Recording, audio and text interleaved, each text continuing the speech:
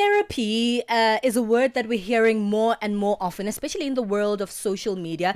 It feels like Africans are adjusting to the thought of therapy. They're adjusting to the concept of therapy. And more often, we're hearing people say, well, if we're going to take care of your mental health, and if you're going to have changes in your life, you might want to seek therapy. Yeah, I mean, we don't all have access to therapy, right? But it's can be a luxury, but in some governments and countries, they've made sure that even there's accessibility to that. But how does it feel? We're speaking about the practicalities today, not necessarily the access to therapy. How do you actually sit in a room, those very lax couches, and you feel like, I'm floating on a bubble. And then you start just really expressing yourself, speaking to someone else. How's that process? What is it supposed to do for you? And how do you know that you're doing it in the correct way, that you're not just doing it for a sense of belonging, but, or a trend, but it's actually going to help you as an individual? Of course, if you're starting out in therapy, there are many therapists out there, but how do you know that you found the right one for you? Because just because someone is a professional doesn't mean they are the right professional for your particular needs. We're unpacking this in this hour of the show. What are the green flags, the positive signs that your therapist is not only qualified, but truly present, aligned, and working in your best interest? We're joined by Edward Karanja, counselling psychologist, to unpack this with us. Edward, thank you so much for your time. Good morning. Thank you, and good morning, team. Good morning to you from South Africa. I know you're joining us from Kenya this morning. Well, let's speak about the concept of therapy itself. Do you think more Africans are adjusting to seeking professional help when it comes to their mental health and, approaching therapy in a more relaxed manner? Okay, thank you. Yes, I want to affirm that majority of Africans have started to embrace counseling as a form of wellness. The stigma is going, whereby especially men, they thought that seeking help was a kind of a weakness. The culture of Africans, and especially men, seeking help was and is still like, it is seen like a weakness. But today, with the changing world, the world is really changing with the challenges of life, from economic, social, political, climate change, family dynamics. People are finding it sometimes very hard to cope individually. And so there is need for that support system. The cultural support system that used to be there in the African traditional society, it is eroding, and individualism is taking place. But we still build a community. People are seeking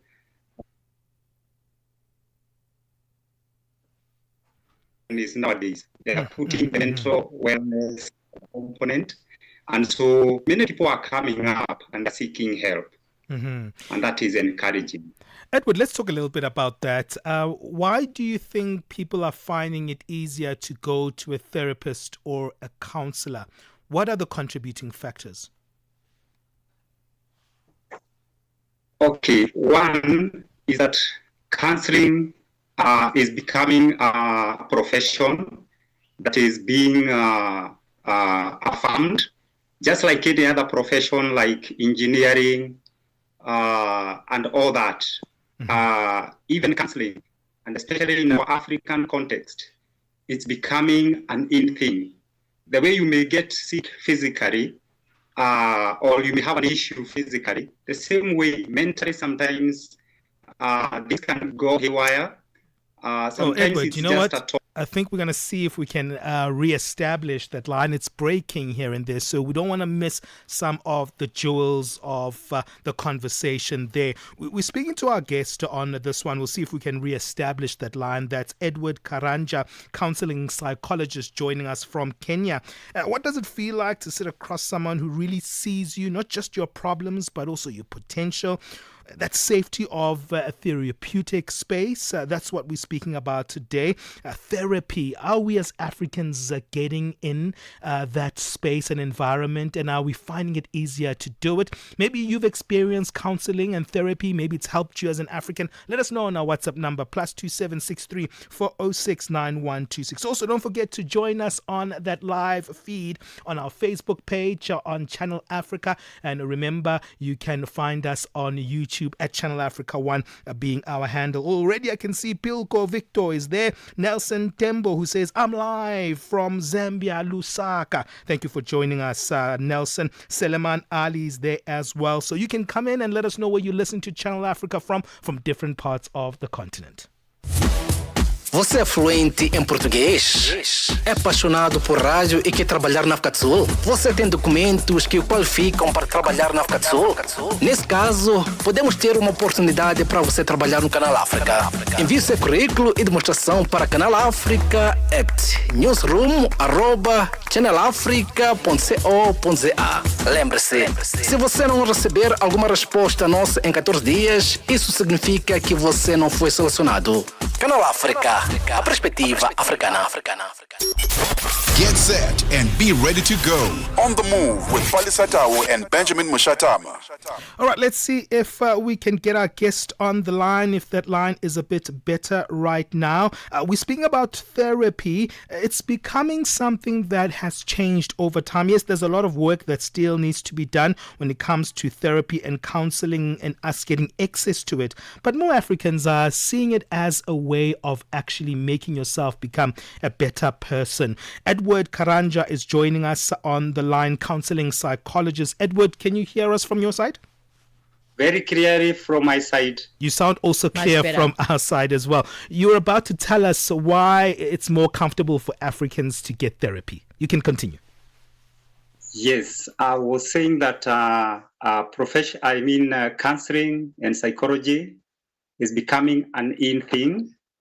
It's being respected like any other profession. Today, if I'm physically sick, I'll go and see my physician. For instance, yesterday, I spent the whole almost half day at a dental clinic, and I could admire the professionalism of this young lady.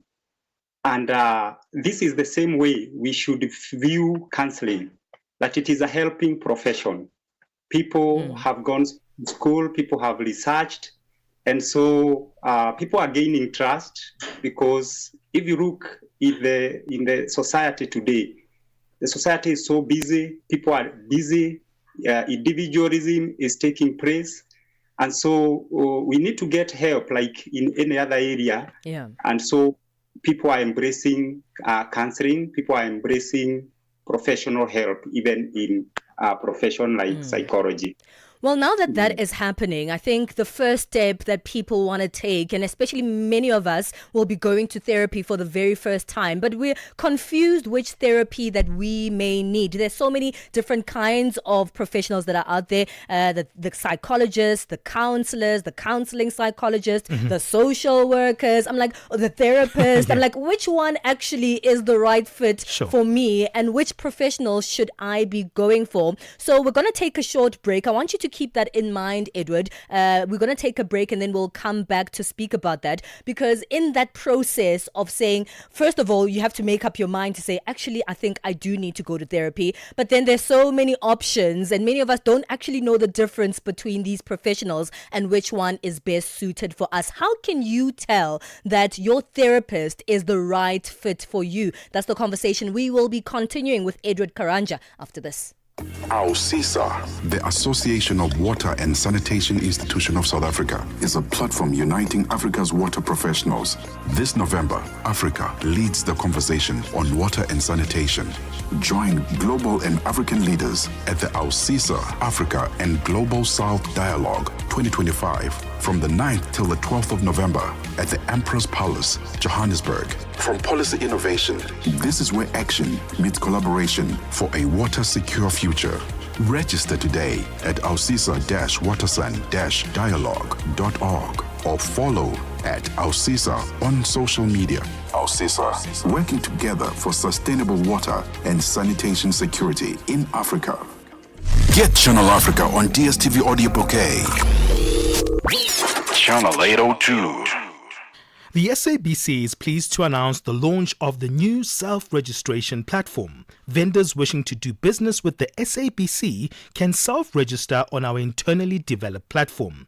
Vendors are able to access this platform on our website www.sabc.co.za/SABC/under e-tenders or self-register at etender.sabc.co.za and follow the prompts.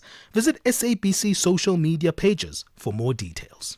Start your day right with Channel Africa Breakfast. That smells delicious. Live, 5 days a week. What are the signs that you need to look out for that the therapist that you have chosen is actually doing the work that's helping you grow, not just making you talk? How can you tell that you've chosen the right professional for your needs? We're speaking to Edward Karanja, counselling psychologist, on this matter. Thank you for staying with us, Edward. I posed a question to you before we went on our break. When you have made that decision that the next step for you is therapy, how can you tell the difference and how would you know which professional is right for you, with so many of them out there? Psychologist, counseling psychologist, social worker, a counselor, therapist. Which one should I be choosing? Wow, that's a pertinent question. That we have various kinds of counselors, various kinds of psychologists. Just like we have different physicians, we have dentists, we have gynecologists, we have opticians. The same way in counseling, we have different levels of counselors. For example, personally, I do pediatric counseling, that is children counseling. I'm a general counselor, but my specialization is children. So if you have, for example, a child who you look and feel that he or she needs counseling, the best way, even if he or she is seen by a general counselor, is to refer this child to a pediatric counselor. You have child psychologists who have gone to school, who have done research, who can just look at a child and tell this child is not well. If it's a marital issue that you are going through, we have marital counselors. They can be gotten through, for example, through referrals and even online. Some of the profession has also gone online. So you can get the right fit. For example, if it's an organization like SABC, it's an organization. Sometimes you need organizational or counseling. There's something we call organizational psychology that deals with employees, employers. Maybe, I don't know where you have implemented a mental health component in your workplace. So we have an organizational psychologist. We have youth and adolescent counselors. So you just need to identify. For example, a general counselor can identify, do a diagnosis, do screening, and then we do what we call classification. Yeah. Not all clients belong to me. Some belong to other people. So it's a matter of identification, diagnosis, and then classification. And sometimes now you do referral. And the big reality is that for some people, counseling that you pay for is outside of their access. But there are certain counselors that are also of great assistance, that are more accessible, like social workers, isn't it? Yeah. Yes, we actually, even yourself, even Selena there is a counselor. Everybody is a counselor. Sure. You can even identify when someone is not him or herself. But now, professionally, you can refer somebody to a trusted. One of the qualities of a good counselor is that he or she is genuine, is passionate about helping people to unravel maybe some issues that they are going through. Or they need to have what we call trust, confidentiality, that when you share with me your information, tomorrow it's not online, it's not everywhere. So a genuine counselor should have that trust, genuineness, unconditional, positive regard, non-judgmental, and trying to help people resolve issues. Sometimes it is just giving people insight. And promoting growth and development in a person. For example, somebody may have had suicidal ideations. So sometimes you just need to give hope, optimism, and be genuine on what you are doing, not just payment. Sometimes we do pro bono or pro bono counseling. Okay. So it's not just about money. It's about genuinely helping people to come out of the rut. Edward, is the context of your life important when choosing the right therapist or counselor for you? So, for example, maybe there are issues that I face in my context as a black person. Would it be integral for me to maybe find a black counselor who understands my context? Perhaps I'm queer and I should maybe seek a queer counselor who would understand the concept or, the context of the queer community. Is that something that we should keep in mind when seeking therapy? Yes. You should be even culturally sensitive. For example, the issue you're talking about, for example, LGBTQ, some people may not understand where these people come from. Maybe somebody underwent trauma as a child. Somebody was sexually abused as a child, and these issues were not dealt with. And maybe somebody found themselves queer and so on. So actually in most of the organizations, we have the LGBTQ counselors, particularly to help these people without being judgmental and helping them even as they resolve some life issues, including. It's sometimes a long process, right? Some people would go to therapy, but they would still continue having one problem that they're still dealing with. And, it's a recurring cycle maybe. How long is this process of counseling and therapy? And what if you feel like you're stuck in that one place while going to therapy? Yes, it's very normal. I've heard people saying they went to a therapist and they say, I regret I even never went to see the therapist. He or she never helped me at all. It happens. So sometimes it could happen. Maybe the counselor was not experienced. Even counselors get stuck. And that's when they should do referral. Sometimes you are dealing with an issue that you yourself it's creating what we call counter-transference. It's even reminding you of an issue that you also underwent. So a counselor, first of all, should have self-awareness, should have gone for at least 10 therapy sessions after some times so that he can also unwind. And if you are going through counseling and you feel stuck, I think it is high time you even change the therapist, or alternatively, there are some issues that you are not maybe completely digging them out. Because in counseling, we have what we call the presented problem, but we also have what we call underlying issues. So unless you peel off these masks, it's like an onion, unless you peel one by one, counseling is not a one bullet solution thing. Some session can even take years, depending on the issue that you are dealing with. For example, trauma, childhood traumas, sexual abuse, those are issues that are not dealt within 2 or 3 sessions. Well, we have to leave it there, Edward. We've run out of time. Thank you for helping us on this one. It's very encouraging to hear you as a psychologist, someone who works in therapy, and you saying that actually the things are changing in the field where we as Africans are attending to our mental health. Thank you for your time. Thank you. Thank you indeed. That's Edward Karanja, counseling psychologist.